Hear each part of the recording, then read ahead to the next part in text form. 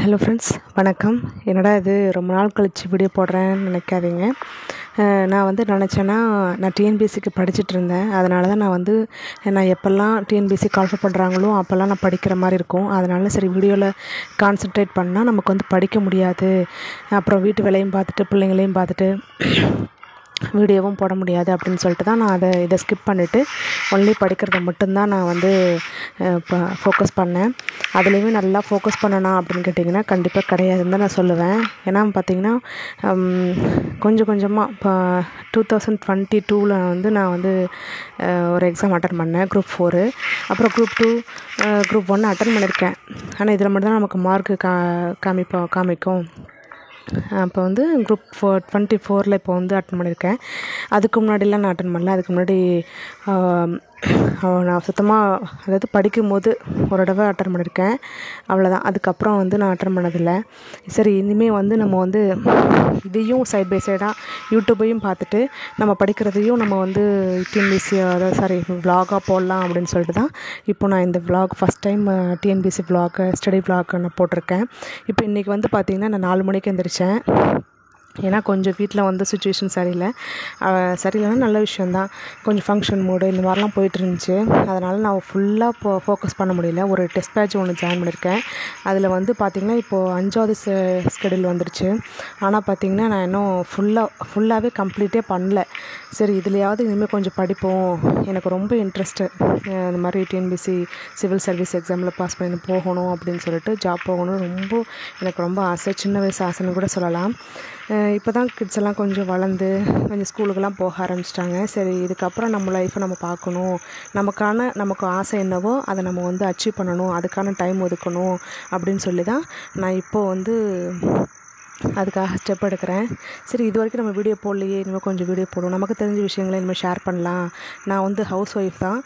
எனக்கு 3 பிள்ளைங்க இருக்காங்க. எல்லாம் குட்டி குட்டி பசங்க தான். அதுக்காக தான் சரி நம்ம வந்து இனிமேல் நம்ம வந்து வீடியோ போட்டு நம்ம வந்து இன்றைக்கி ஸ்கெடியூலில் வந்து பார்த்திங்கன்னா 7th செகண்ட் டேர்ம் தான் படிக்கணும், தமிழில் படிக்கணும். 10th வந்து 6, 7 நினைக்கிறேன். ஸ்கெடியூலில் கூட ஃபுல்லாக ஃபோக்கஸ் பண்ணல. இதை மட்டும் படித்து முடிச்சிடுவோம் அப்படின்னு நினச்சி தான் தொட்டேன்.